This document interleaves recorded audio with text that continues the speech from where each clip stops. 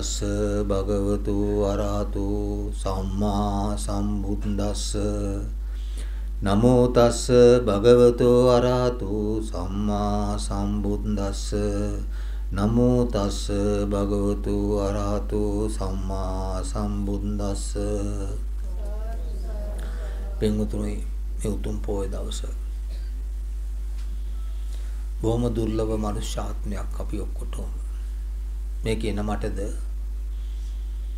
මේ ආහන භික්ෂුන් වහන්සේලාටද, මේ භික්ෂුණීන්ටද, උපාසක උපාසිකාවන්ටද, මේ සියුම් පිරිසටම ලැබෙන දුර්ලභ අවස්ථාව මනුෂ්‍ය ලෝකයේ. කල්ප ගානක් නොයෙකුත් ආත්මවල සැරිසරලා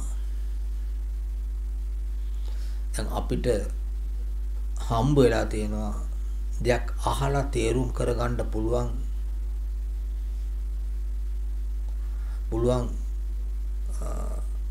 බුද්ධ ශාසනයක්.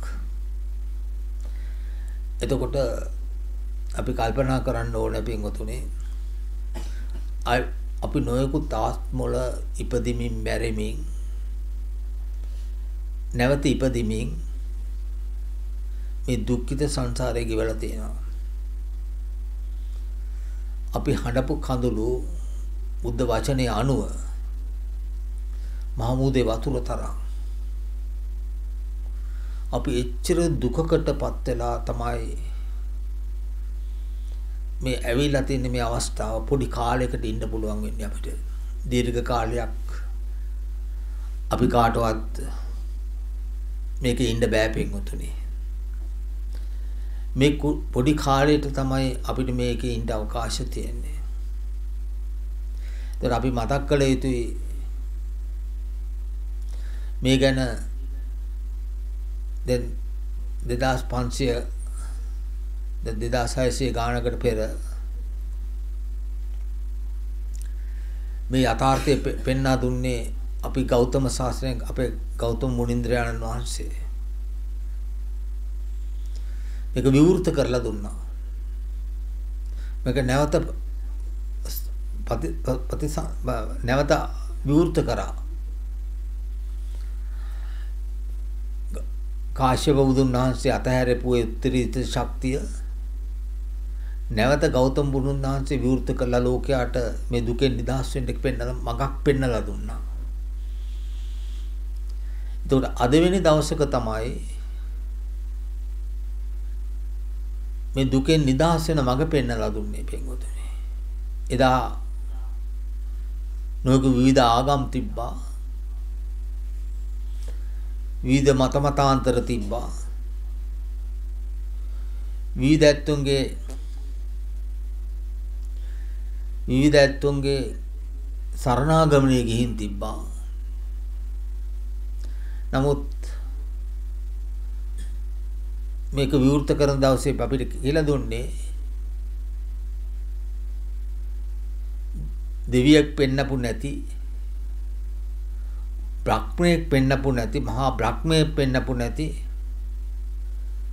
යක්ෂයෙක් භූතයෙක් නොකියපු, මාරයෙක් නොකියපු, යම් මිනිසෙක් නොකියපු මේ සත්‍ය විවෘත කරපු දවස. එතකොට පින්වතුනි, අපි කල්පනා කරන්න ඕනේ අපි ඔක්කොම කාම භෝගීන් වශයෙන් මේ යථාර්ථය ගවේෂණය කරන්නට යන්නේ බොහෝම අල්පයක්. යථාර්ථය තේරෙන්නේ බොහෝම අල්පයකට පින්වතුනි. මේක ඥානවන්තයන්ට වශී වෙච්ච දෙයක්. අද ගෞතම ශාස්ත්‍රයේ අන්තිම කෙලවර වෙන වෙලාව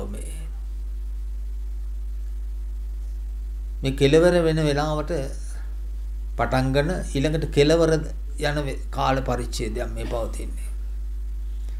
ඒතර අපි කල්පනා කරන්න ඕනේ මේ අන්තිම කාල පරිච්ඡේදයේදී අරවම වශයෙන් සෝතාපන්නයවත් පත් උනේ නැත්තම් හිතන්න එපා සිවුරක් දාගත්තා කියලා. නැත්නම් සුදු වස්ත්‍රයක් ඇඳගත්තා කියලා සෝතාපන්නයට පත් වුණේ නැත්නම් අපිට නැවත තිරිසන් යෝනියක් හෝ නිරයක් හෝ പ്രേත විෂයක් ලැබෙනවා අනිවාර්යයි. නමුත් යම් කෙනෙකුගේ චුතසිතේදී ලැබෙන හොඳ සිතුවිලි අනුව ඒක ක්‍රියාත්මක වේ. එතකොට පින්වතුනි මේ අදවැනි දවසක තමයි මේ දුක ගැන කිව්වෙත්, අදවැනි දවසක තමයි දුකට හේතුව කිව්වෙත්, අදවැනි දවසක තමයි ඒ දුක නැති කිරීම කිව්වෙත්, ඒ පටිපදාව කිව්වෙත් අද වගේ දවසක 2000 ගානකට පෙර. ඒතර අද වෙනකොට බෞද්ධරේගේ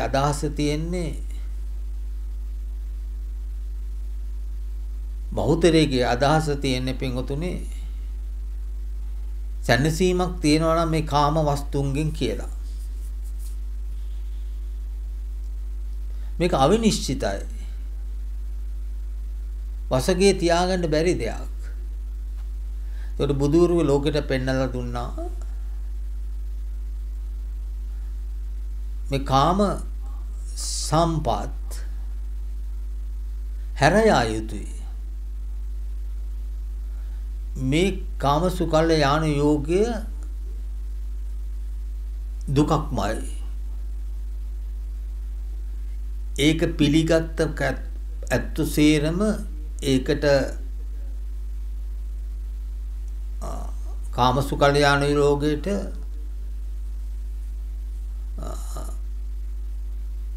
පිළිගන ඒ ගැන දිනන්ට යන ඔක්කොම අඳුරකට පත් වෙනවා කියන එක බුදුරු පෙන්නලා දීලා තියෙනවා. ඒතකොට කාම සම්පත් අද වෙනකොට හැමෝගෙම අදහසන්නේ එක්කෝ භික්ෂුවගෙත් භික්ෂුණියගෙත් උපාසක උපාසකයන් දැන් පේනවනේ. සිවුරු දරාගෙන ගිහිල්ලා ඉස්කෝලවල රු ගන්නනවා. එක මතමදාන්තර දරනවා ලොකු හාමුදුරුවරු නායක හාමුදුරුවරු විහාරාධිපතිලා සේරමලා ඉන්නවා මේ. හැබැයි මේගොල්ලෝගේ අදහස තියෙන්නේ මේකෙන් දිනන්න පුළුවන් මේ මුදුනෙක් වෙලා ලොකු වෙලා කාම සම්පත් වලින් කියන අදහස තමයි මේ හැමෝගෙම පවතින්නේ. එතකොට එදා බුදුන් වහන්සේ ප්‍රකාශනය කරලා තියෙනවා මේ කාම සුකල්ල යාන යෝගය මේ අදහස මේ සත්‍යයේ කල්ප ගානක් කෝටි ගානක් ආපු දෙයක් පිටුතුනේ. මේ යෝගය මේක දුකක්. කාම සුකල්ල යාන යෝගෝ දුක්ඛෝ හීනෝ පුතුච්චනෝ. හීනයි ඒක. බාලයි. හීනයි බාලයි. ඒකේ ආස්වාද හොයන්න යන ඇත්තෝම හීනියෝ බාලයෝ. අල්ලගන්න බැරි දෙයක් අල්ලගන්න යන එක හීනකමක් බාලකමක්. පෘතුච්චනයි. මේක මහ දුකක්මයි. ඒතර අපි දන්නවා මේකට මූලික කාරණා තුනක් බුදුරු හෙළිදරව් කරනවා. ජාතිපි දුක්ඛා, ජරාපි දුක්ඛා, ව්‍යාධි දුක්ඛා, මරණම්පි දුක්ඛං. දැන් මේ ආස්වාදය හොයන අපි හැමෝටම ඉපදිලා වෙනස් වෙලා ලෙඩ වෙලා මරණයට දක්වෙන්න වෙනවා. ඒ වගේ එතරම්නේ මේ ආස්වාදයේ විඳින හැමෝටම අපි ඔක්කොටම තැති ගැහිම, බය, කම්පණය, වේදනාව උරුම දෙයක්. ඒක මනෝද්වාරය හට ගන්න දෙයක්. හැඬීම, වැළපීම, ප්‍රියංගෙන් වෙන්වීම, අප්‍රියං හා එක්වීම නොයෙකුත් ආකාරයෙන් මේ 11 කින්න ගැන කල්පනා කළා සෝසුසුම් හෙලීම, ගුණකීකි හැඬීම, කලාන්ත වීම විවිධාකාරව පෙන්වලා දීලා තියෙනවා මේ කාමයන්ගේ ආධිනවය. යම් කෙනෙක් මේ කාම ලෝකයට ආශ කරාද ඒ ඇත්තොන්ට මෙන්න මේ સિદ્ધාන්තය වෙනවමයි. තමන්ගේ හිත තමන්ම ගවේෂණය කරලා බලන්න. එතකොට බුදුවරු පෙන්වන මේක ප්‍රතික්ෂේපයි මාපි. බුදුවරු ප්‍රතික්ෂේපයි මේක කාමසු කල්යාණ ලෝකේ. මේක පිළිගන්න බෑ. මේකේ සතුටක් නෑ. මේකෙන් අපිට උරුම වෙන්නේ තැති ගැහිම බය කම්පණය වේදනාවමයි. නැවත ඉපදීමමයි, වෙනස් වීමමයි, ලෙඩවීමමයි, මරණයමයි කියලා පෙන්වලා දීලා තියෙනවා. නමුත් ඊළඟට ප්‍රකාශනයක් කරනවා මේ සැනසීම මං හොයන්න ගියා දුක දීලා ශරීරයට. මං විතර දුක දීලා ශරීරයට මේ සැනසීමක් හොයන්න ගිය සත්වෙක් මේ පිට නැහැ කියලා පෙන්වලා දීලා තියෙනවා. එතකොට ශරීරයට දුක දීලා හෝ ශරීරයට සැප දීලා හෝ සැනසීමක් ලැබෙන්නේ නැහැ කියලා බොහොම පැහැදිලිව අපිට පෙන්වලා දීලා තියෙනවා. නමුත් අපි මේ ගැන දන්නේ නැති නිසා අපි පුරුද්ද සංසාරික පුරුද්ද ප්‍රබලයි. ඒ සංසාරික පුරුද්ද ප්‍රබල නිසා ඒ පුරුදු පුහුණු වෙච්ච දේවල් සිවුරක් දැම්ම හෝ සුදු අර්ථයක් ඇඳුන කැඩෙන්නේ නැහැ. කැඩෙන්නේ නැති හේතුව බලපුවම මොකද සංසාරික ගෙනාවු පුරුද්ද අපි තදයි. අපි කියමුකෝ අපිට දේශයේ උරුම වෙච්ච එකක් කියලා. එතකොට දේශය අපිට ගෙනාපු දායාදෙන් නම් සසරේ තරහා, වෛරය, ක්‍රෝධය, ඊර්ෂ්‍යාව ගෙනාපු එකක් නම් පින්වතුනි ඒක වර්ධනය වෙන්න මනුෂ්‍ය ලෝකයේ අය කවුරුත් කියලා දෙන්න ඕනේ නැහැ. ඒ මනසේ මේ අන්ධකාරය පවතිනවා. ඒක මොකද ඒක එහෙමම අර ගින්දරට පුළුන් වලට ගින්දර ලං කරා වගේ ගිනි ගන්න මේක සංසාරික පුරුදු කරගෙන ආපු එකනට කිසිම කරදරයක් නැහැ ඒක වර්ධනය වෙන්න. එතකොට මේ බුදුදහම අපි බොහොම හිතාගෙන ඉන්නේ මේක මේ කියවලා ඉගෙන ගන්න එකක්. එතකොට මේ සූත්‍ර පිටකය වගේ දේවල් ඉගෙනගෙන ඒක තමයි දැනුමයි කියන එකක්. එතකොට පාලි අක්ෂර භාෂා නොයෙකුත් ආකාරයෙන් ඉගෙන ගන්න දේවල් බුදුදහමයි කියලා හිතනවා අපි. අපි පිළිගත්ත විදියට, අපි දැක්ක විදියට ඒක බුදුදහම නෙවෙයි පින්වතුනි. මොකද මම එක උදාහරණයක් දෙන්නම්. අද වගේ දවසක මේ දුක්ඛාරිය සත්‍ය, සමුදාය සත්‍ය, දුක්ඛ නිරෝධාරිය සත්‍ය, දුක්ඛ නිරෝධ ගාමිනී පටිපදාරිය සත්‍ය විවෘත කරපු දවසක. අදින් පසුව පොඩි කාල පරිච්ඡේදයක් ඇතුළත භාවනා කරලා යථාර්ථය දැක්ක භික්ෂුන් වහන්සේලා 69ක් බිහි වුණා මහරහතන් වහන්සේලා, රහතන් වහන්සේලා. මේ 60 දෙනෙක් ධර්ම ප්‍රචාරය සඳහා නික්වෙන්න කිව්වා. එතකොට මං හිතන විදිහට මම දන්න විදිහට නම් එදා ඒ සූත්‍ර පිටකේ තිබ්බේ නැහැ. ඒක ගන්ධාරූඪ කරේ බුදුරණව පිරිනොම් පාන්න පස්සේ. මේ අද වෙනකොට මේ ලෝකේ මේක කියලා ඉගෙන ගන්න එක දැනුමයි කියලා හිතනවා, පිළිගන්නවා. ඒක අන්ධ ගමනක් පින්වතුනි. ඒක යථාර්ථයක් නෙවෙයි. එතකොට මේ 69 මේ යථාර්ථය තේරුම් කරගත්තේ කොහොමද කියලා අපි ප්‍රශ්න කරලා හිතුවොත් දැන් සෝපාක උතුමාණන් වහන්සේ මිනිහකට බැඳලා තිබ්බ මං හිතන්නේ එහෙම තමයි අහලා තියෙන්නේ අපි දැක්කේ නැතුවට. නමුත් සෝපාක උතුමාණන් වහන්සේ එදා හිටපු දෙවියොන්ට යාඥා කරා, කතා කරා, මාව බේරන්න කිව්වා, මේකෙන් මාව ගලවලා දෙන්න කිව්වා. මේකෙන් මේක ගලවලා දෙන්න කවුරුත් පිළිහිටුනේ නැහැ පින්වතුනි. එදාට ඒ සෝපාකුතුමාණන් වහන්සේ එහෙම කරලත් ඒක ගලවන්න උපකාර වුණේ බුද්ධ ධම්ම සංඝ. බුද්ධ ධම්ම. එතකොට දැන් සෝපාක උතුමාණන් වහන්සේ රහත් වුණා සූත්‍ර පිටකේ කියවලාද? සූත්‍ර පිටකේ ඉගෙන ගත්තද? කියවෙව්වද? එහෙනම් මොකද්ද මේකේ රහස? සෝපාක උතුමාණන් වහන්සේ තිබ්බා පාරමිතා භූමියේ ශක්තිය. පුරලා තිබ්බ දස පාරමිතාව. ඒ වගේම පාරමිතා 20ක් සම්පූර්ණ වෙලා තියෙන්න ඇති. ඒ හින්දා ප්‍රත්‍යක්ෂ කරගත්තා, අවබෝධයක් කරගත්තා. කියවෙන්නේ නැහැ, ඉගෙන ගත්තේ නැහැ, කිසිම දැනුමක් තිබ්බෙත් නැහැ. ඒතකොට අද වෙනකොට මේ අපි බුදුදහම හිමින් අනිත් ආගම් එක්ක සැසඳෙන්න යනවා. ඒවා අනුකරණය කරනවා. කියවලා ඉගෙන ගන්න අර ජේසු ධර්මය වගේ ඒ වගන්තියේ තිබ්බ ආකාරයට අපි ඒ වගන්තිය පිළිගෙන ප්‍රකාශනය කරනවා. අපි වගන්තිය හරි වැරද්දක් දන්නේ නැහැ වගේ මේක පිළිගන්නවා. එතකොට මේක පින්වතුනි මේ බුද්ධ දර්ශනය අඥානයගේ ගමනක් නෙවෙයි. මේක ඥානවන්තව ප්‍රත්‍යක්ෂ කරගත් එකක්. මේක වීරයෝගේ චාරිකාවක්.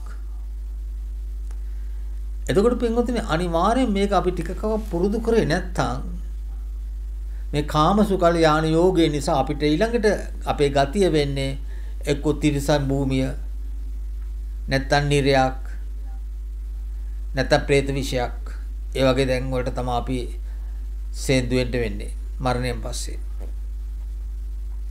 ඒතර අපි ගතිය යුතු පියවරක් තියෙනවා මේකට. මේක දුකක් නම් කාමසුකල යාන යෝගය ඊළඟට අපි දන්නවා ඉපදීම දුකක් කියලා. මොකද අපි ඒක කෙලින්ම අපි අමතක කරලා තියෙන පින්වතුනි. අපි හරි මාන්නයි. මේ තව සිවුරක පුරකම් තවත් මාන්නයි. හැබැයි මූලස්ථානේ අපිට අමතකයි. එතකොට පින්වතුනි ධර්මයේ මම්මුලා වෙන්න යන්න එපා. මූලස්ථානේ අමතක කරන්න එපා. අපි ඔක්කොම දැන් මූලස්ථානේ මතක් කරමු. අපි ඔක්කොම දැන් මූලස්ථානේ ආයෙත් මතක් කරන්න. මෞකුසේ කියපුවම විවිධ මෞකුස තියෙනවා පින්වතුනි. තිරිසන් සත්තුන්ගේ මෞකුසේ තියෙනවා. ඒ විතරක් නෙවෙයි මනුෂ්‍ය සතයාගේ මෞකුසේමයි. ඒකේ ඇතුලේ තියෙන સિદ્ધාන්තය අපි අමතකයි, දන්නේ නැහැ. අපි හටගත්ත තැන මුලත් තැනත් අමතකයි. මාස 10ක් ඕක ඇතුලේ ඉඳගෙන අපි එළියට ආවෙත්‍යත් අපි අමතකයි දැන්. එතකොට දැන් මතක් කරගන්න ඔක්කොමලා එක්කව වෙලා ඒ මූලස්ථානය ආයත් නැවතත් මතක් කරගන්න ඒ මූලස්ථානය අපි ඔක්කොම ආපු. ඒකල අපි කර්ම විපාකයක් අනුව අපි මිනිස්සෙක් වුණා. හොඳ කර්මයක් අනුව. හැබැයි අපි මාන්නේ අපිට ගුරුමයක් ගෙනාපු එකක් අපි. මොකද ඊට පස්සේ අපි කර්මයක් අනුව අපි හොඳ තැන්වල ඉපදෙනවා. එතකොට නරක තැනකට ඇති කරන තීනමානය ඇති වෙනවා, නැත්නම් මහාමාන්‍යයක් ඇති වෙනවා. එතනින් ඒක විතරක් නෙවෙයි පින්වතුනි. අපි දික්ටිගත වෙනවා. අපි විතර කෙනෙක් නැහැ කියලා අපි හිතනවා. ඒ වගේ මම්මුලා වෙනවා මේකෙදී. මොකද අපේ දීපු කර්මයක් අනුව. එතනින් එහාට ඊළඟට අපි එදා බබා වෙලා ඉපදිච්ච අපි නිර්වස්ත්‍රයෙන් ආවේ අපි. ඒක අමතක කරන්න එපා. අපි වස්ත්‍ර ඇඳගෙන ආවේ නෑ මේ පිටට. අපි සියලු දෙනාම නිර්වස්ත්‍රයෙන් ආවයි කියලා බුදුන් වහන්සේ දා පෙන්නලා දෙනවා. අපි අමතක කරන මේ ආශාව නිසා, මාන්නය නිසා, මත් වෙච්ච නිසා. ඊළඟ හේතුව අවදි වෙන්න පින්වතුනි අවදි වෙන්න. නිද්‍රාව දුකට හේතුවක්. අවදියෙන්ම මේක අහන්න. නිද්‍රාව දුකට ඉපදීම දුකට හේතුවක්. ඊළඟට අපි ආවේ අඬාගෙන පින්වතුනි. කවුරුත් hina වෙලා මේ පිටට ආවේ නැහැ. ඒකට අඬාගෙන අපි සියලු දෙනාම ආපු තැන බලපුවම පිළිකුල් සහගත තැනකින් අපි මේ ලෝකෙට බිහි වුණේ. ඊළඟට තුන්වෙනි කාරම ඒ අපිම මේ විදිහ නම් එදා අපිම නම් අපි වෙනස් වෙමින් ආවිලා දැන් අපි තරුණයෙක් නැත්තම් තරුණියක් නැත්තම් මහල්ලෙක් නැත්තම් මැදිවිසිය කෙනෙක් ඒ අපිමයි. හැබැයි අපි නෙවෙයි දැන් අපි වෙනස් වෙලා ගිහිල්ලා. මේක සැපක් කියනවා නම් යම් කෙනෙක් ලෝකේ ඒක තමයි අන්ධකාරයේ පිංගුතුනි. දෙවෙනි කාරණාව. ජාතිය ජරාව වෙනස් වීම. ඇඟ රැලි වැටීම. හැකි දේ නොහැකි වීම. ලෙඩවීම. මේක සනාත ධර්මතාවයක්. තුන්වෙනි කාරණාව. විවිධ රෝගාතුර වෙන මේ ඇති කරගත්ත මමයි මගේ කියන මේ කය හැමෝගෙම හිතාන ඉන්න මේ කය මගේ කියලා. වසගේ තියාගන්න බැරි දෙයක්ම මගේ කරගැනීම මහ දුකක්මයි. මේකේ 890ක් රෝග වැළඳෙනවායි කියලා බුදුන් වහන්සේ විවෘත කරලා දීලා තිනවා. එදත් අදත් කොච්චර දිනුනොත් ඒක එහෙමමයි. ඊළඟ හතරවෙනි කාරණා මරණම්පි දුක්ඛං. මරණය අපි ඔක්කොටම උරුම දෙයක්. එදාට සියලු දේ අතහැරලා යා යුතුයි. මෙදා අතාරින්න පුරුදුනේ නෑ අපිට. එදාට අන්තිම මොහොතේ මේ සියලු දේ අතහැරලා යා යුතුයි.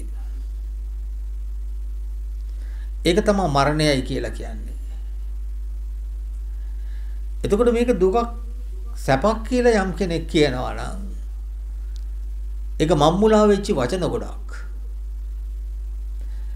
එතකොට අපි ප්‍රියංගෙන් සියලු ප්‍රියංගෙන් වෙන් වෙන්න ඕනේ. සියලු අප්‍රියොත් ඉන්නවා අපිට. දැන් මේ ස්ථානය ගත්තොත් එහෙම අපිට ඔක්කොම ප්‍රියයි කියලා අපි කියන්නේ නැහැ. අපිට ප්‍රශ්නයක් නැහැ ඒක. වගා කරගත්ත ඇත්ත වගා කරගන්න. අපි දන්නවා ඒක. මනසේ ස්වභාවය ඒකයි. සද්ධාව ගිලිහිලා තියෙන කොටසකුත් ඇති. නමුත් ඒ ප්‍රියොත් අතරින්ද වෙනවා එදාට අප්‍රියොත් අතරින්ද වෙනවා පිටුනේ. ඒක ප්‍රියංගෙන් වෙන්වම වෙන් වෙන්නත් වෙනවා අප්‍රියංග එක්ක වෙන් වෙන්න වෙනවා. ඒක කියන්නේ මරණය.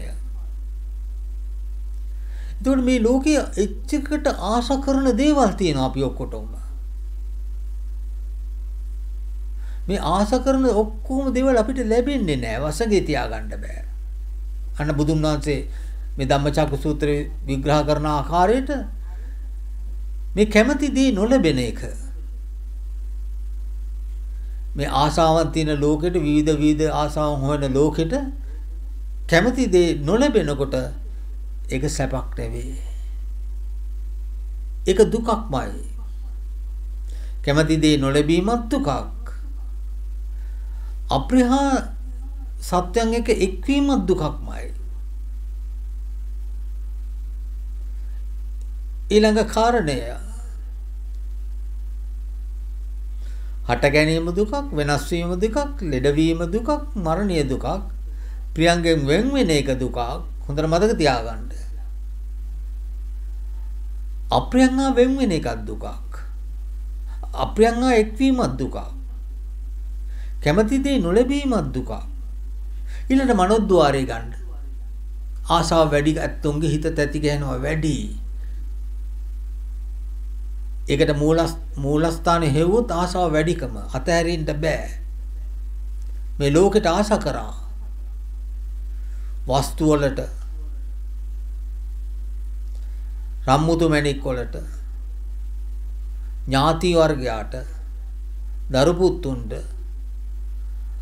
හදාගත්ත ගෙදරට විවිධාකාර දේවල් වලට අපි ආශා කරා. එතකොට මේවා අපි අතාරින්නකොට ඒකත් දුකක්. බැඳීම දුකක්මයි පින්වතුනි. එතනින් එහාට මනස ගැන ගත්තාම මේ ආසාව වැඩි වෙනකොට මනස තැති ගැහෙනවා. මරණයට බය වෙනවා. තැති ගැහිම බය කම්පණය ඇති වෙනවා. ඊට දවස ගැන බයයි. දැන් මේ කාලේ විශේෂයෙන් මිනිස්සු බයයි. මිනිස්සු අසරණයි. අනාගත බලාපොරොත්තු තියෙන ඔක්කොගේම අනාගතේ සුණු විසුණු වෙසා ගිහිල්ලා. මිනිස්සු හරි බයෙන් ජීවත් වෙනවා මේ කාලේ. අපිට අනාගතයක් නැහැ කියලා. මොකද අනාගතේ බලාපොරොත්තු තිබ්බ නිසා ඒක නැති වෙනකොට හරි දුකක් ඇති වෙනවා. කල්පනා කරලා බලන්න. කන්ට නැති වෙයිද? අපි මැරෙයිද? අපිට ඔක්කොම නැති වෙයිද? අපිට ඉදිරි අනාගතේ නැති වෙයිද? මෙවැනි මානසික සිසිවිලි අපිට එනවා. එතකොට ඊළඟ කාරණාව අනාගතේ බලාපොරොත්තු ඔක්කොම සුන් වෙනකොට ඒක දුකක් ඇති වෙනවා. හිත තැති ගැහෙනවා. හිත බය වෙනවා. හිත කම්පණය වෙනවා.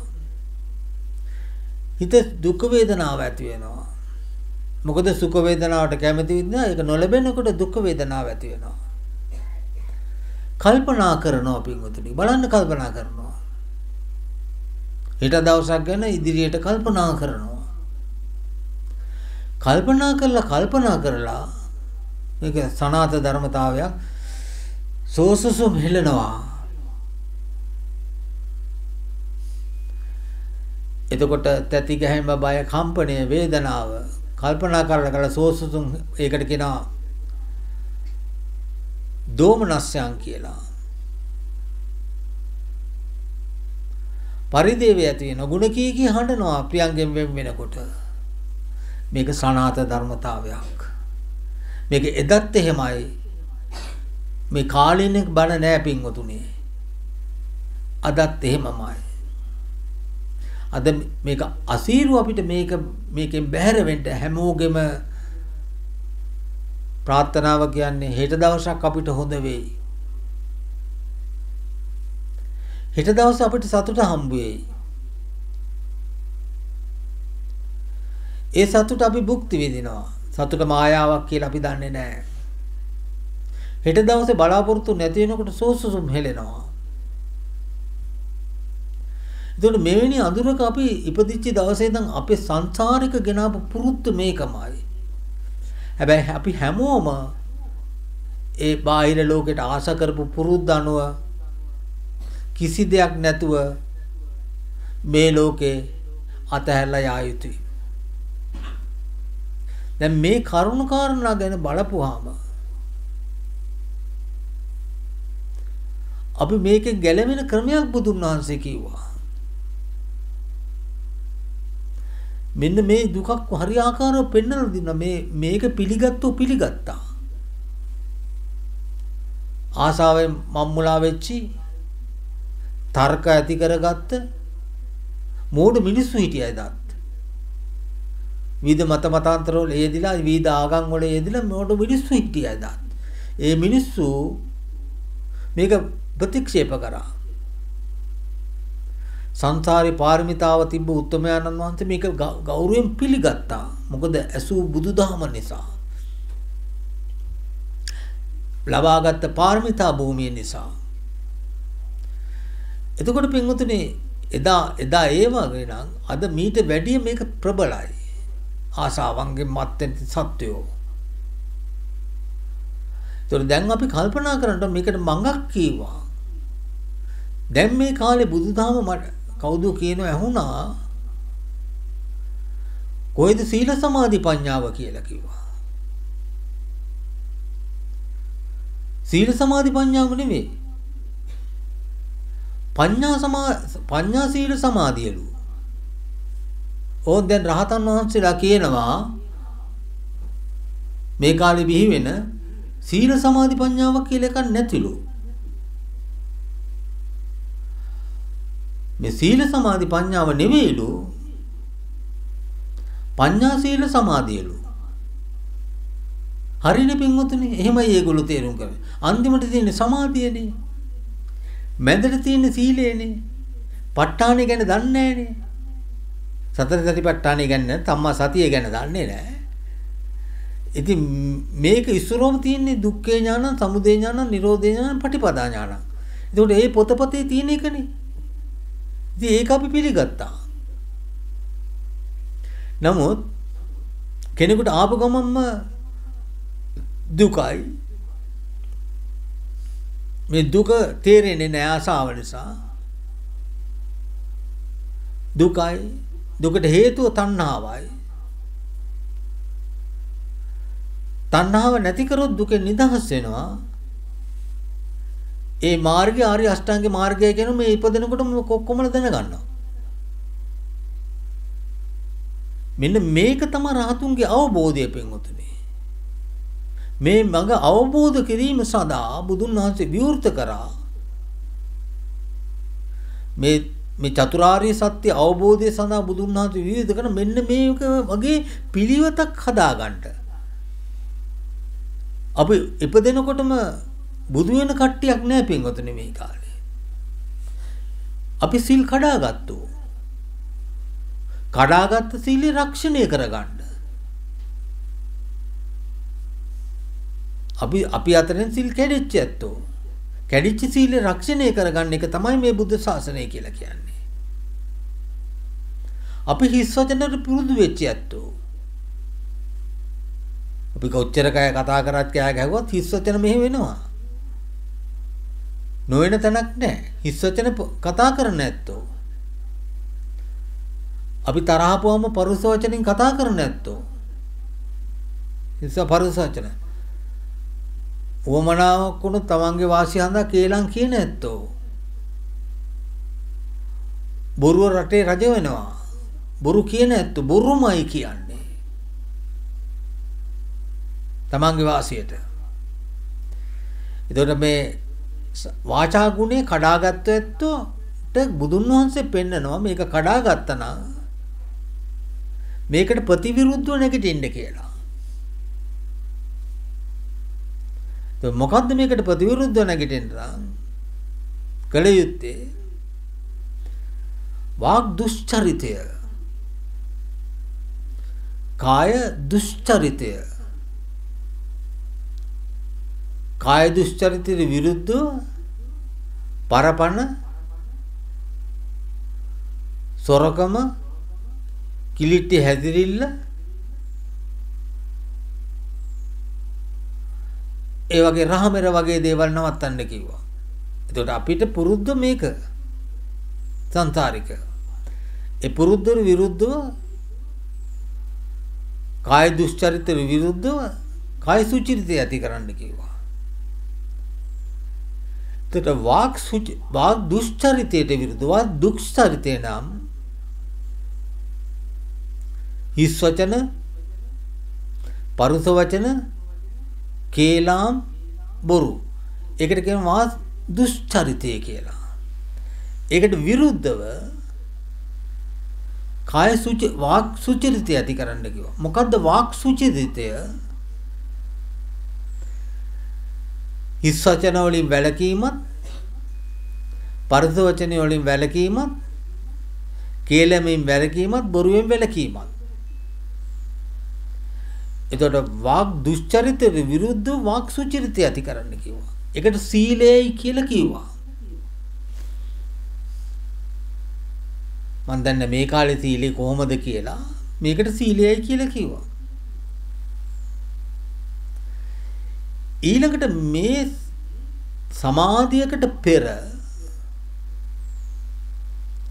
තමන්ගේ මේ අසංවර ඉඳුරන් ටික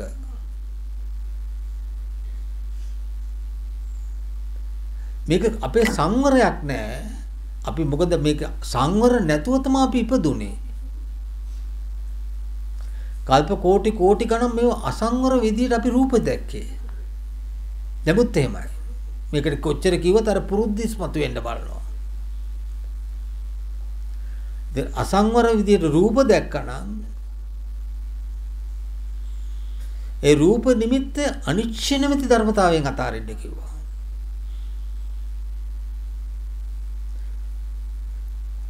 ඊළඟට ශබ්ද රූප වල හොඳ කියනකොට අපි ඇලෙනවා. අපි නරක කියනකොට ගැටෙනවා. ඇලීමත් දුකක්මයි, ගැටීමත් දුකක්මයි. එතකොට ශබ්ද රූප නිකුත් වෙනකොට ඒ වගේ යථාර්ථය දැකලා සිහිය බුද්ධිය පවත්ක ඒක අනිච්ච නැමැති ධර්මතාවයෙන් අතාරින්න කිව්වා. මොන දේ කිව්වත් මොන අපවාද කරත් ඒක අනිච්ච ධර්මතාවයෙන් අතාරින්න කිව්වා. එතකොට දිවට ලැබෙන රසයන් තියෙනවා. අපි බත් කාලා ඇති ඉපදිච්ච දවසේ නම් කඳු ගානක්. එතකොට ඒවා වෙනස් වෙනවා කියලා අපි දන්නේ නැහැ. ආසාව නිසා අපි මම්මුලා වෙලා තියෙනවා. ඒක ගවේෂණයක් කරන්න බෑ. ඒ ගවේෂණය කරන්න බැරි ආසාව නිසා. ගවේෂණය කරලා බලන්න කියනවා. ඒක මොහොතක්ව පවතින. ඒක වමනයක් ජරා ආසල යන දෙයක් හැටියට ඒකට ඇලෙන්න දෙයක්වත් නැහැ. ඒක ගැටෙන්න දෙයකට අනිච්ච නැති ධර්මතාවයෙන් අතාරින්න කියනවා. ඊළඟට පින්වතුනි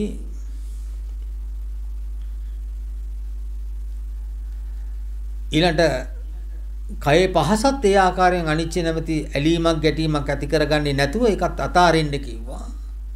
මනෝද්වාරයෙන් වලට එන සිතුවිලි නැවත ආවර්ජනය කරලා මෙනෙහි කරලා කරන්නේ නැතුව ඒකට ප්‍රතිවිරුද්ධව අපේ පුරුද්ද ඒකයි. සිතුවිල්ලක් ආවම ඒක ගැන හිතා කල්පනා කරන එක ප්‍රතිවිරුද්ධව අනිච්ච නැමැති ධර්මතාවයෙන් අතාරින්න කිව්වා. අපි කියව දෙන්නේ ඒක බුදුන් වහන්සේ ප්‍රකාශනය කරා. මේකට අපිට අවශ්‍යතාවය මොකද්ද? අපි සංසාරික පුරුද්ද මේකයි පින්වතුනි. ඉන්ද්‍රයන් ටික ලැබුණේ අර ජේසුස් වහන්සේගේ ධර්මතාවය අනුව කියනවනම් ඉන්ද්‍රයන් ටික මම ලබා දුන්නේ උඹලට මේ වගේ ආස්වාදයේ විඳින්නලු. මම බුදුන් වහන්සේට ප්‍රතිවිරුද්ධ කියනවා. මේවා දකින්න දේවල් පවතින්නේ නැහැ. හත්ය කරන වහම නැතිවෙන එක අතහැරපල්ලා කියලා. මේක තමයි පුරුද්ද අපි සසරේ මේ සර්පය පස් දෙනා පාවිච්චි කරේ අපි පින්වතුනි අනාබෝධයෙන්. උඩ මේ ගැන හරි ගවේෂණයක් කරන්න හයියක් තිබෙන්නේ නැහැ. අපි මේවා පාවිච්චි කරේ අනාබෝධයෙන් නම් අපි දැන් මන්න බුදුන් වහන්සේ හෙළු කරපු ධර්මතාවය අනුව යන්න නම් අනිවාර්යෙන්ම මේකට හොඳ වීරියක් ඕනේ. මොකද මේ පුරුද්දට ප්‍රතිවිරුද්ධ නැගින මේක පුරුද්දක් අපිට. ඇහැට රූප නැතුව තියෙන බෑ පින්වතුනි. ඒ පේන රූප වලට ඇලීමක් ගැටීමක් ඇති කරන්න ඒක මායාවක් කියලා අපිට තේරිලා නැහැ. ඇහෙන ශබ්ද අවශ්‍යයි කනට.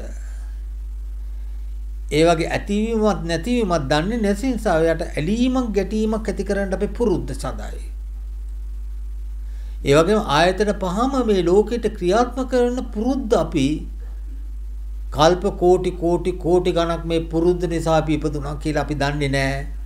අපි මේ පුරුද්දට අන්න ඒක ඒ පුරුද්දට විරුද්ධව පින්වතුනි.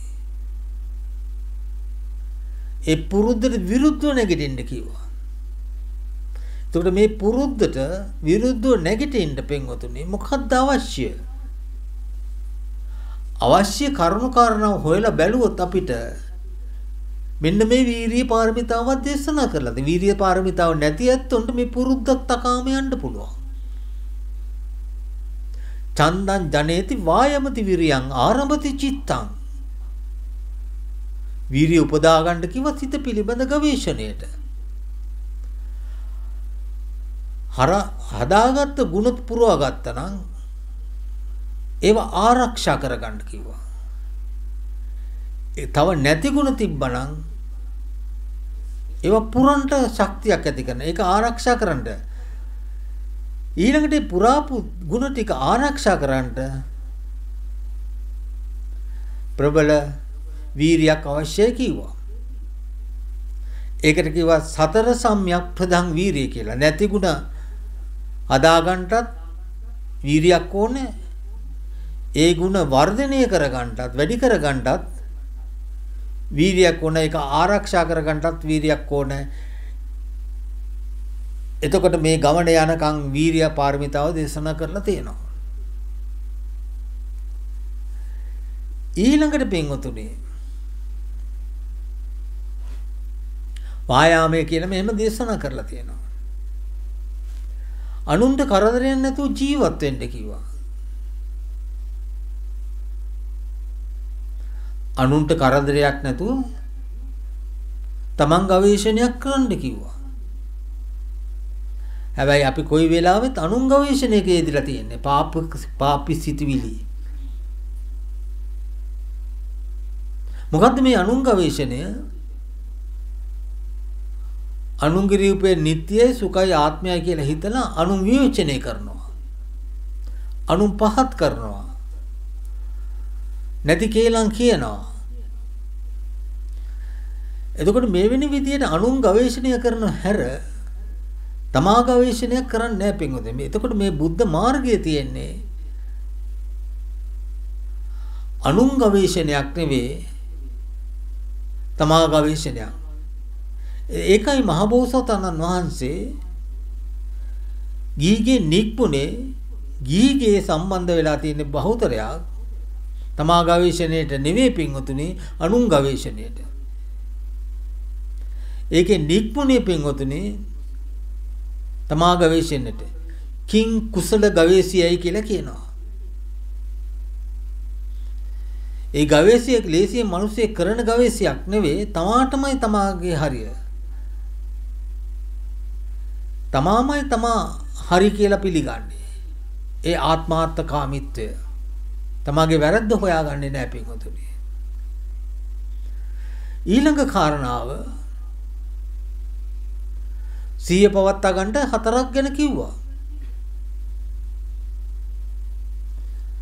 මේ ආකාරයට මේ සීලය සබා ගන්න කිව්වා. මේ විදිහට සතිය පවත්වා ගන්න කිව්වා. හැම මිනිසියෙක්ම හිතාගෙන ඉන්නේ පින්වතුනි මේ දරාගෙන ඉන්න ශරීරය මගේ ආත්මයයි කියලා.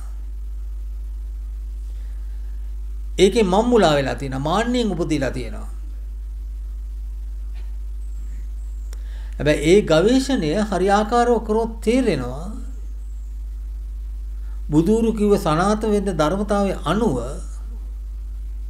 මේක මගේ නෙවෙයි මගේ ආත්මයක් නෙවෙයි මිනිස්සු හිතාගෙන ඉන්න තමාගේ තියෙන කේස් ටික තමාගේ කියලා. තමාගේ වැඩිච්ච කේස් ටික අපි හැමෝටම උරුමයි. දැන් සතෙකුට හිතන්න බෑ ලොම් ටික එයාගේ කියලා. එයා හිතාගෙන ඉන්නේ ලොම් ටික එයාගේ කියලා. නමුත් හැම මනුෂ්‍ය සතෙක්ම වැඩිපුරම හිතාගෙන ඉන්නේ මේ කේස් ටික මගේ කියලා. මේකට හරි ආසයි. මේකට හරි රාගයි. කේස් ටික. එතකොට අයිති නැති ලොම් ටිකත් මමයි මගේ ආත්මය කියලා පිළි අරන් තියනවා. ඒක අනුන්ගෙත් කියලා පිළි අරන් තියනවා. ඒක අනුන්ගෙටත් අයිති ලොම් ටික මටත් අයිති ලොම් ටික. කෙස් ටිකත් අයිති ලොම් ටිකත් අයිති. තමා දරාගෙන ඉන්න නියපොතු ටිකත් ඒක ලස්සනට පාට කරලා හරි මොකක් හරි කරලා ලස්සනට සුදු කරලා තියාගෙන ඉන්නවා. ඒක මගේ හැටියට. ඒක අනුන්ටත් අයිති හැටියට පිළිගන්නවා.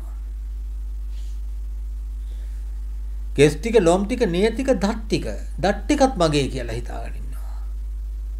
අන්න වැරදිච්ච තැන පින්වතුනි. කල්ප ගානක් මේ දත් ටික අපිට පුරුද්ද නිසා හම්බුණා. කල්ප ගානක් අපිට මේ කෙස් ටික හරි ලොම් ටික හරි හම්බුණා. නිය ටිකක් දත් ටිකත් හම්බුණා කල්ප ගානක් පුරුද්ද නිසා. දැන් අපි හිතාගෙන ඉන්නවා මේක මගේ ආත්මයයි කියලා. එතනින් එහාට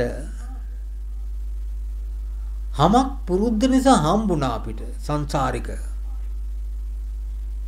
සංසාරික පුරුද්ද නිසා හැම හම්බුණාම මගේ ආත්මයයි කියලා හිතනවා. මස් ටිකත් මගේ ආත්මයයි කියලා හිතනවා. එතකොට ඇට ටිකත් ඇට මිදුළු ටිකත් මමයි මගේ ආත්මය. හරි බුදුන් වහන්සේ පෙන්නනවා මේක ඔබට අයිති නෑ. මේක අනුන්ට අයිතිත් නෑ. උඹට වසගේ තියාගන්නත් බෑ මේක. මේක අනුන්ට අයිතිත් නෑ. එතකොට මේක උඹෙත් නෙවෙයි. උඹේ ආත්මයත් මේ අනුන්ගේ අයිති දෙයක්ුත් නෙවෙයි. මේක අනිච්චිනමිති ධර්මතාවයක්. මොකද මේක ධාරාවකින් අපිට සතුටක් නෙවෙයි හම්බෙන්නේ මොහොතේ මොහොත මරණයක් හම්බිට මරණයට ලං වෙන්නේ අපි පින්වතුනි. කල්පනා කරලා බලන්න. තප්පරෙන් තප්පරේ අපි සියලු දෙනාම ලං වෙන්නේ මරණයට. අපි ඒක අමතකයි. මේක කියද්දි නිදි කොටසක්. අපි කොහොමද කරන්නේ මේක? අපි වරක ලං වෙන්නේ මරණයට. මේ කය වැහැරෙනවා. මේ හැකි දේ නොහැකි වෙනවා. පේන ඇහැ නොපෙනෙනවා. ඇහිච්ච කන නොහැසී යනවා. දැනිච්ච රසේ නැති වෙලා යනවා. ගඳ සුවඳත් නැති වෙලා යනවා. පහසත් නැති වෙලා දැනෙන්නේ නැති වෙලා යනවා. හිරි වැටෙනවා. පණ නැති වෙනවා. මේ වගේ රෝග පීඩාවට ලක් වෙච්ච කයක් අපි දරාගෙන ඉන්නවා මගේ කියනවා. එතකොට පින්ගතේ මේක තමාගෙත් නෙවෙයි මේක අනුන්ගෙත් නෙවෙයි බුද්ධ ශාසනය පෙන්වලා දෙනවා පැහැදිලිව. ඒතර අපි මේක පිළිගන්න කැමති නෑ පින්වතුනි. මොකද මේක භාවනා කරන ඇත්තොන්ගේ මේ ඔක්කොම ගනුදෙනු ටික ඉවර වෙලා යනවා. ලෝකෙත් එක්ක තියෙන සියලුම ගනුදෙනු ටික ඉවර වෙනවා. මාන්නයට ප්‍රබල පහරක් වදිනවා. ඒ විතර නෙමෙයි මාන්නයට ප්‍රබල පහරක් වදිනවා විතර නෙමෙයි පින්වතුනි. ආත්ම දිට්ඨියට පහර වදිනවා. මුළු ලෝකෙත් එක්කම සමානත්වකමක් පේනවා. කුල ભેද, ಜಾති ભેද, උසස් පහත්කම් ඔක්කොටම පහර වදිනවා. එතකොට පින්වතුනි අනිත් තමන් සතුව තියන තමන් මත් වෙච්චි නොයෙකුත් සුදුසුකම් තියෙනවා. විවිධ රටවල් වලට ගිහිලා දුක් මහන්සියෙන් අමාරුවෙන් ඉගෙනගෙන තියෙනවා. ඒවට පාර වදිනවා. තවත් මිනිස්සු එක එක භාෂා වලින් මත් වෙලා තියෙනවා. ඒකට පාර වදිනවා. තවත් කොටසක් ගෝත්‍ර වලින් අපි ඇමරිකාවේ කට්ටිය අපි එංගලන්තේ කට්ටිය අපි සිංහල කට්ටිය දැන් නම් සිංහල කට්ටියට වැදිලා. ඒ වගේ මාන්නයෙන් මත් වෙලා තියෙනවා. මහා මාන්න නැති කරගෙන තියෙනවා. නැත්තම් අපි දුප්පත් අපිට නෑ කියන හීනමානෙද ඒක දෙකටත් වදිනවා. එතකොට පින්ගුනේ තවත් එකක් මහ දුකක් දරාගෙන ඉන්නවා කියලා තේරෙනවා. ඒ දරාගෙන ඉන්න කය අංශුවක් ගානේ දුකයි. කෑවත් දුකක්. එතකොට වෙන නිදාගත්තත් නැගිට්ටත් දුකක්. මේ විදිහට දුක ගැන තේරෙන්න පටන් ගත්තා. සමානාත්මකව ඒකුත් විදිහේ ප්‍රඥාවක් තමා තුළ වර්ධනයක් වෙනවා. බුදුදහම සනාථ කර ගන්නවා. ඒක පිළිගන්නවා. එතකොට මෙවැනි ಗುಣ ගොඩකට සමන්විත නිසා බුදුන් වහන්සේකට කියනවා මෙන්න මේ භාවනාවට අමෘතයයි කියලා. මේක නොවඩන මිනිස්සුෙක් ඉන්නවා නම් එයාට නිර්වාණය නැහැ. මේක වඩන මිනිස්සෙක් ඉන්නවනේ එයාට කවදා හරි නිර්වාණය තියෙනවා. හැබැයි ගුරුවරුන්ට පහර ගහලා යට කරගෙන මේක වඩන්න බෑ මාන්නෙන් මත් වෙලා. ඒකට කියන සද්ධා ඉන්ද්‍රිය කියලා. ඊළඟට කාරණේ පිටුතුනි අන්න සතර සිහියෙක් පෙන්නනවා. මිල් මුළු ලෝක සත්‍යයම මම්මුලා වෙලා ඉන්නවා වේදනා තුනකින්. තමන් දන්නවා තමාග. මට චූටි පොඩි දුවක් හම්බලා ඇහුවා දුවේ සන්තෝෂ වෙනකොට ඔබ දන්නවද කියලා. ඒ දුව කියන මට සන්තෝෂ වෙනකොට දැනෙනවලු. ඒතකොට දුකක් වෙනකොටත් ඒකත් දැනෙනවලු. ඉතින් ඒ ඇත්ත වශයෙන්ම කියන මිනිස්සු දන්නේ නැහැ මේක. සතා දන්නේ නැහැ වගේ. ඉතින් බුදුන් වහන්සේ විවෘත කරනවා මෙන්න මේ සන්තෝෂෙදී මම මුලා වෙනවා. හැබැයි කැමැති සතුට හොයන යන්න. සතුට හොයන යන අපි ඔක්කොටම උරුම වෙන අසතුට. අසතුටේදී මමයි ආර්ථය පනවගෙන මම මුලා වෙනවා. එතකොට මේ සතුට අසතුට දෙක කොහෙන්වත් හම්බ වෙන්නේ නැහැ පින්වතුනි.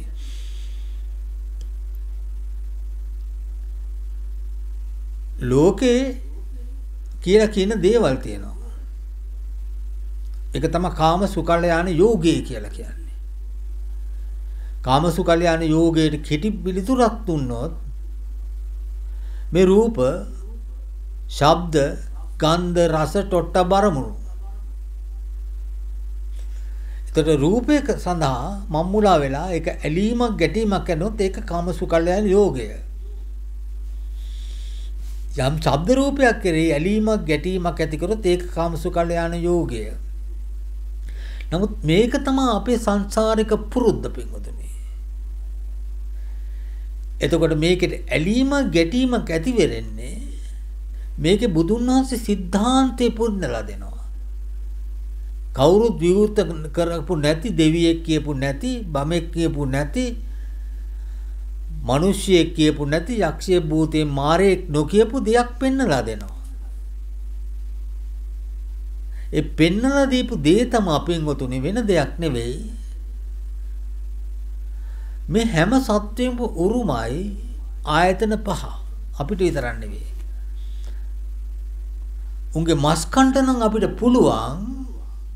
නමුත් මේ ගැන නම් අපි දන්නේ නැහැ. නමුත් ඇහැ හැම සත්වයකටම පොදු උරුමයක්. මේක අයිතිවාසිකමක්.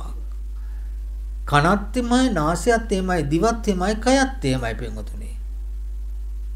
හිතත් නැත්තම් කය ක්‍රියා කරන්න බෑ. එතකොට මේ වගේ තමයි හිත ඉපදෙන්නේ. එතකොට පින්වතුනි මේ ආයතන පහ සත්‍යයට පොදුයි නම් ලෝකේ නිරයසෙන් අපි දන්න විදියට අපි සනාත කරගත්ත විදියට දැන් මෙතන ෆෝන් එකේ සද්දයක් ඇහුණා.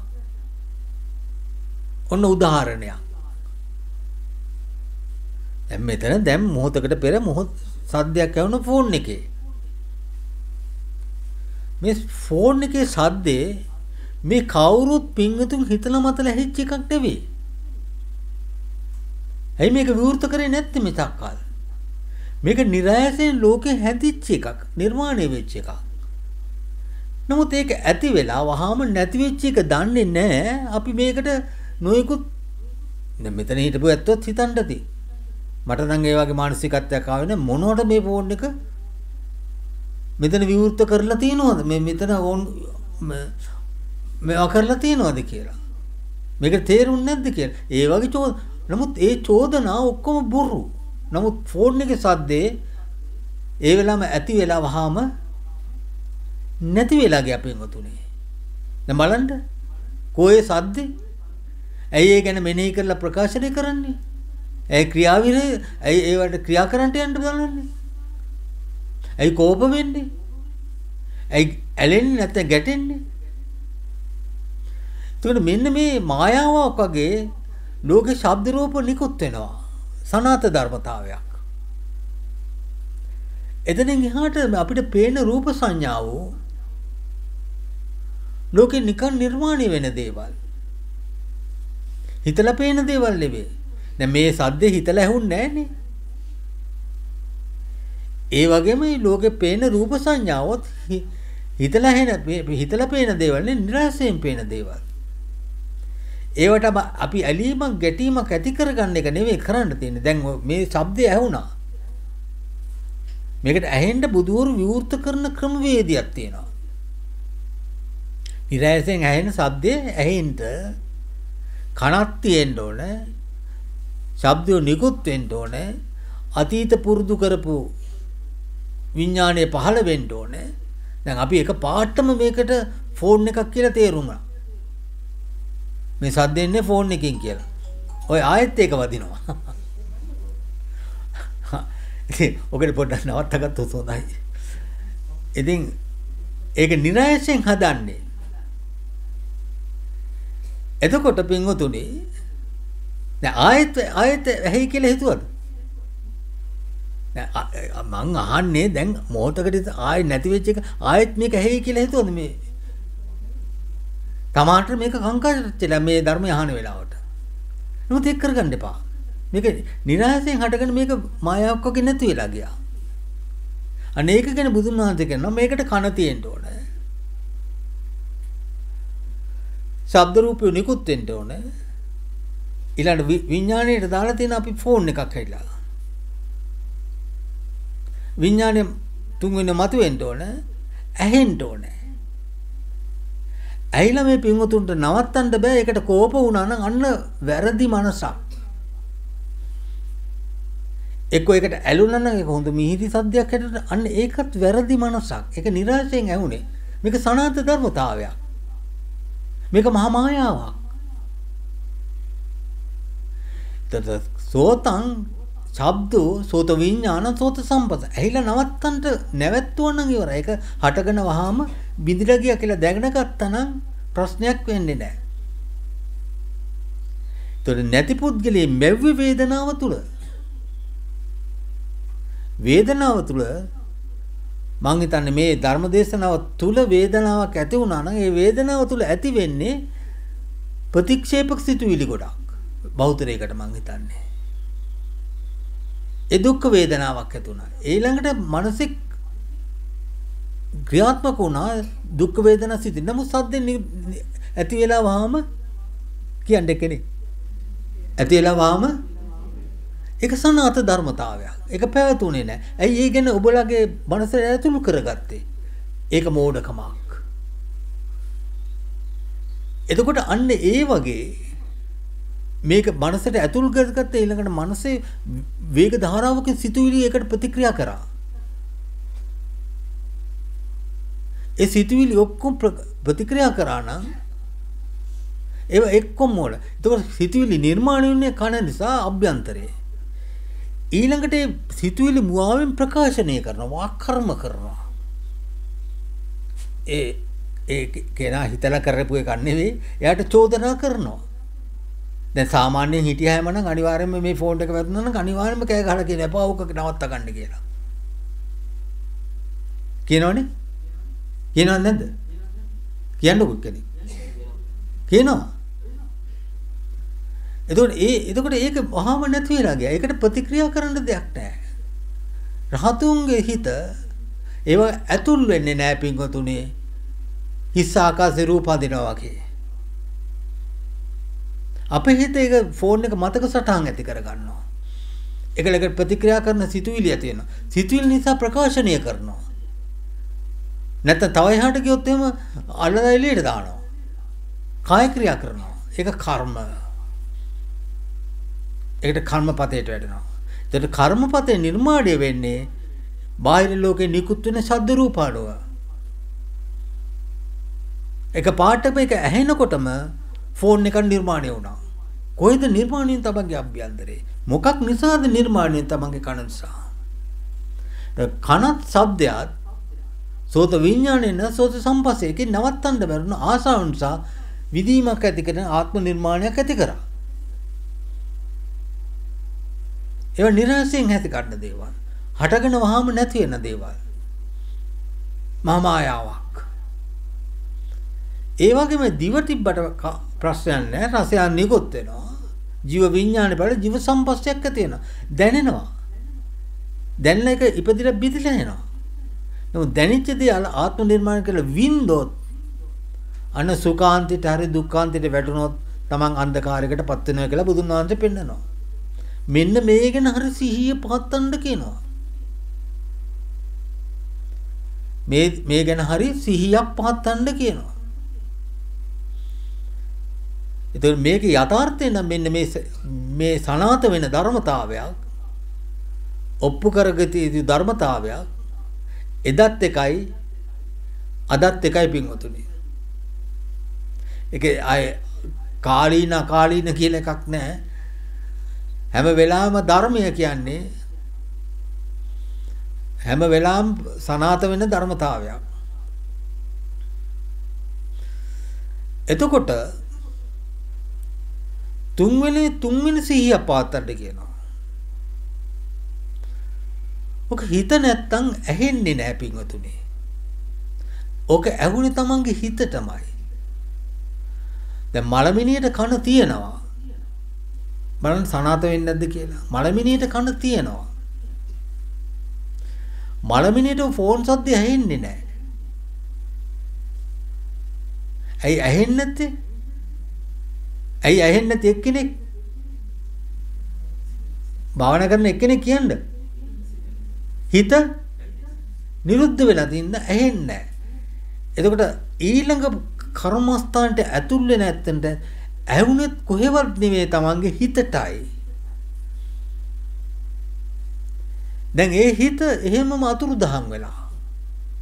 හිත ඉපදිලා වහම නැති වෙලා ගිහිල්ලා.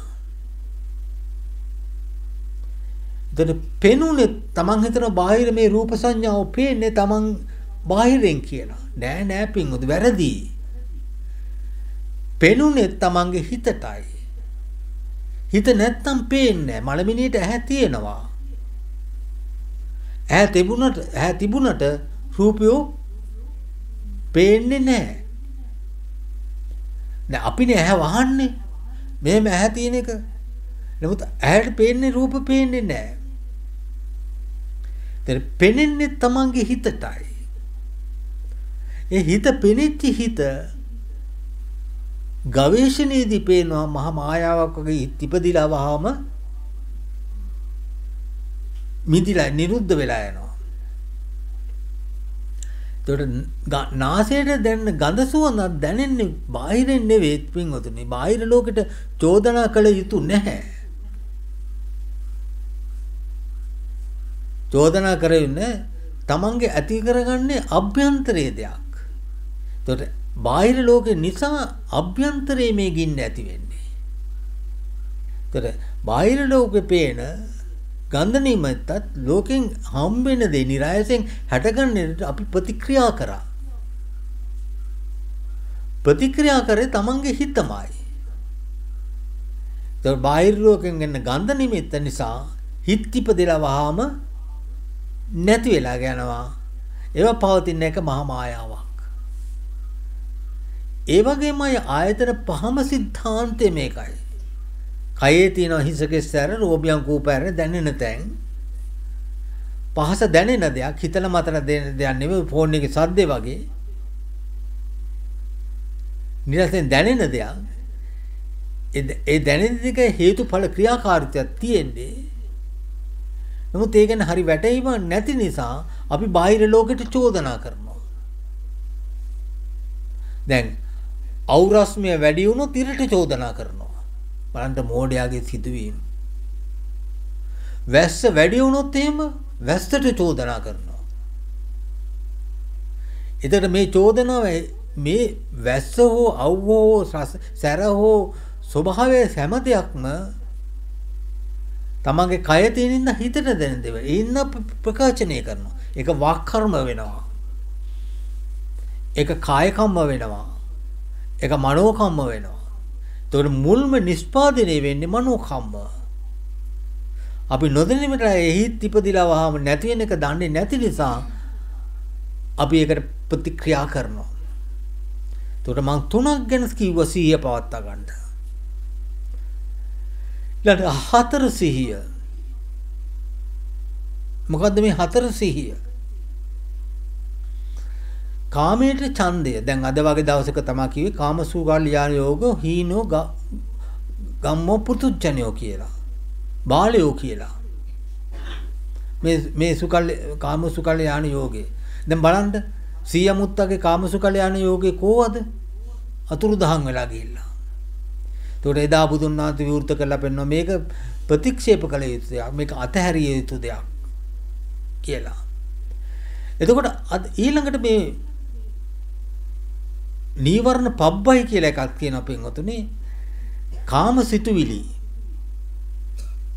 අභ්‍යන්තරයේ තියෙන. ඒ කාම සිතුවිලි වල තියෙනවා ක්‍රියාකාරීත්වවල ටිකක්. ව්‍යාපාද සිතුවිලි තියෙනවා. ඒකට විරුද්ධ විහිංසා සිතුවිලි තියෙනවා. අව්‍යාපාද සිතුවිලි තියෙනවා. ඒකට විරුද්ධ ව්‍යාපාද සිතුවිලි තියෙනවා. එතකොට කාමච්ඡන්දය, කාමයට ඡන්දය කාමසිතුවිලි. එතකොට ඊළඟට ඒ කාමසිතුවිලිට ඒ ප්‍රයෝගයට වැටෙන එක්කනට ඊළඟට තියෙනවා ව්‍යාපාද සිතුවිලි. කාමච්ඡන්ද ව්‍යාපාදේ. ඊළඟට තියෙන තීන මිද්ධාං. ඒ භාවනාවට කම්මැලි කොටසට එක මොහොතක් එක තැනක ඉඳගෙන ඉන්න බෑ. අපි දකින්න කොටසකට එක තැනක ඉන්න බෑ. කොච්චර දුවනවා. එහාට දුවනවා, මෙහාට දුවනවා, අතෙන්ට දුවනවා. ආසනයකවත් එක තැනක ආසනේ කොහොමවත් ඉඳගෙන ඉන්න බෑ. අන්න හික්මෙච්ච සිත ආසනේ ඉඳගෙන ඉන්නවා. මේ ලෝකේ දකින්න අහන්න දෙයක් නැහැ. එයාගේ ආසනේ නිශ්ශබ්ද කරගෙන තියෙනවා. ඒතර කාමච්ඡන්ද ව්‍යාපාදය, තීන මිද්දය, භාවනාවට කම්මැලිකම, උද්ධච්චය, අන්න විසිරීලා තියෙන සිත, කල්පනා සයුරේ බැවෙන සිත, ඒ සිත තියෙනවනේ විචිකිච්ඡායි. බුද්ධ ධම්ම සංඝ තුරුණා. එතකොට මේක මීමාරණ පබ්බේ තියෙනවනේ මේ සිතුවිලි තියෙන එකනට යම් ගවේෂණයක් කරන්න බෑ. යම් ගවේෂණයක් කරන්න ඕන හොඳ පාරිශුද්ධයක් මනසට ඕන පින්වතුනි. ඊළඟට බුදුන් වහන්සේ කියන මේ සත්වයා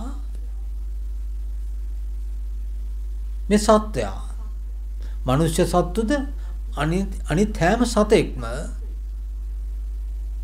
මේ රූපේ මමයි මගේ ආත්මය කියලා හිතනවා.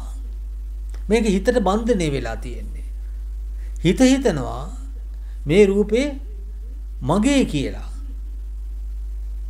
මේ තරහාගෙන ඉන්න රූපය මගේ ආත්මය කියලා හිතනවා. එතකොට බුදුරු පෙන්නන රූපේ ආත්මය නම් ඇටවල ආත්මයක් නැහැ. මස්වලත්, නහරවලත්, පිතවලත්, සෙමවලත්, සැරවලත්, මූත්‍රාවලත්, මහ බඩවැල්වලත්, කුඩා බඩවල ආත්මයක් නැහැ කියලා අනිච්චය හැටියට බලන්න කියනවා. එතකොට මම්මුලා වෙච්ච සත්‍යය මේ රූපය මමයි මගේ ආත්මයයි කියලා හිතනවා. මේ රූපේ මමයි මගේ ආත්මය නම් ඇසෙන් පේන රූපත්, කනෙන් අහන ශබ්ද රූපත්, ඒ සියලුම මමයි මගේ ආත්මයයි කියලා පිළිගන්නවා. එතකොට ඒක බුදුදහම පෙන්නන එක උඹෙත් නෙවෙයි, ඒක අනුන්ගෙත් නෙවෙයි කියලා. එතකොට මම්මුලා වෙච්ච සත්‍ය රූපයේ මමයි මගේ ආත්මයයි කියලා සිහිය පවත්නවා. එතකොට බුදුන් වහන්සේගේ සිහිය මේ රූපේ මමත් නෙවෙයි, මගේ ආත්මයෙන් නෙවෙයි, අනිච්චින් නැමෙත රූපස්කන්ධය. රූප උපාදානස්කන්ධය. මේක වරක නිර්මාණය වෙනවා මමයි මගේ ආත්මය හැටියට. වේදනාව තුලම නිර්මාණය වෙලා වේදනාව තුලම මමයි මගේ ආත්මය මැරිලා යනවා. ඒකට වේදනාව රූපය මමයි මගේ ආත්මයයි කියලා කෙනෙක් සම්මත කරගෙන ඉන්නවා. එතකොට වේදනාව තමන්ගේ අභ්‍යන්තරයේ ඇති වෙන දෙයක්. ඒක ඇස නිසා ඇති වෙනවා. ඒක කන නිසා, නාසය නිසා, දිව නිසා, කය නිසා, හිත නිසා ඇති වෙනවා. එතකොට සුඛාන්තයේදී මමයි මගේ ආත්මයයි කියලා සුඛාන්තයේ විඳින්න උත්සාහයක් කරනවා. දුක්ඛාන්තයේ එකට කැමති නැත්නම් දුක්ඛාන්තය ලැබෙනකොට මමයි මගේ ආත්මයයි කියලා පිළිගන්නවා. එතකොට දුක් වේදනාව භුක්ති විඳිනවා, සුඛ වේදනාව භුක්ති විඳිනවා. අදුක්කම සුඛය විද්‍යාව තියෙනවා. නමුත් සුඛ දුක නිසා මම මුලා වෙලා ඉන්නවා. එතකොට රූපය මමයි මගේ ආත්මයයි කියලා හිතනවා. වේදනාව මමයි මගේ ආත්මයයි කියලා හිතෙනවා. එතනින් අභිභවා ගියාම පින්වතුනි මනුස්ස සංඥාව තියෙන දෙයක්. සංඥාව මමයි මගේ ආත්මය කියලා හිතනවා. මම තරුණ සංඥාවක් ඇති කරගෙන ඉන්නවා. මම මහලු සංඥාවක් ඇති කරගෙන ඉන්නවා. මම හාන්දුරු සංඥාවක් ඇති කරගෙන තියෙනවා. මම නායක හාන්දුරු සංඥාවක් ඇති කරගෙන තියෙනවා. මම මෑණි සංඥාවක් ඇති කරගෙන තියෙනවා. මම උපාසක සංඥාවක් ඇති කරගෙන තියෙනවා. මම උපාසිකාව සංඥාවක් ඇති කරගෙන තියෙනවා. හැම සත්වයක්ම මම්මුලා වෙලා තියෙනවා මේ සංඥාවෙන්. එතකොට රූපය අනිච්චය හැටියට බලන්න කියනවා. වේදනාව මමයි මගේ ආත්මය නෙවෙයි අනිච්චය හැටියට බලන්න කියනවා. සංඥාව මමයි මගේ ආත්මය නෙවෙයි මේක අනිච්චය හැටියට බලන්න කියනවා. සංඥාවෙන් නිර්මාණය කරගන්න මේ ආත්ම නිර්මාණය. රූපය මම නෙවෙයි මගේ ආත්මයක් නෙවෙයි. වේදනාව මම නෙවෙයි මගේ ආත්මයක් නෙවෙයි ඒක මම මුලා වෙච්ච දෙයක්. ඒක මායාවක්. සංඥාව හඳුනා ගැනීමත් මම මුලා වෙච්ච දෙයක්. ඊළඟට තවත් ප්‍රශ්නයක් තියෙනවා පින්වතුනි. සනාත වෙන ධර්මතාව. ඔන්න ඇතුලෙන් එක්කෙනෙක් කියවනවා. මේක අහිලක් කියවන්න ඉඩ තියෙනවා කවුරු හරි. මේ මොකද්ද කියලා. අභ්‍යන්තර සංකාරය කරන ඇහිලා දැනিলা පෙනිලා අභ්‍යන්තරේ. සංකාරය කරන ගාන එක දුකක්මයි. ඒක මමයි මගේ ආත්මය කියන සංකාරය තුල මම මුලා වෙලා ඉන්නවා. මහා මායාව පනවගෙන තියෙනවා. මායාවට මම මුලා වෙලා තියෙනවා. විඥාණය. එතකොට මේ සත්‍යෝ මම මුලා වෙලා තියෙනවා රූපය මමයි මගේ ආත්මය හැටියටත්. වේදනාව මමයි මගේ ආත්මය හැටියට මම මුලා වෙලා තියෙනවා. සංඥාවත් මමයි මගේ ආත්මයට සංකාරය මමයි මගේ ආත්මයට විඥානය මමයි මගේ ආත්මයට හැටියට පනවගෙන ඉන්නවා. මෙන්න මේකට ප්‍රතිවිරුද්ධව මේක සංසාරික පුරුද්දක්. කල්ප කෝටි ගණන් ගෙනාපු පුරුද්දක්. ඒ පුරුද්දට විරුද්ධව අන්න බුද්ධ ශාසනයේ පේනවා බාහිරෝ ආධ්‍යාත්මක පේන රූප සංඥාව මම නෙවෙයි මගේ ආත්මය නෙවෙයි. වේදනාව මමයි මගේ ආත්මය නෙවෙයි. සංඥාව මමයි මගේ ආත්මය නෙවෙයි. සංකාර විඥානය මමයි මගේ ආත්මය. ඒක අනිච්චය හැටියට, ඒක දුක් හැටියට, ඒක අනාත්ම හැටියට බලන්න කියලා. එතකොට පින්වතුනි ඊළඟට පින්වතුනි පෙන්නනවා බුද්ධ ශාසනයේ සම්මා සතියේ දකින්න තැන නවත්තන්න. අන්න ඒක අමාරු දෙයක්. දැන් නම් හාමුදුරුව බණ කියනවා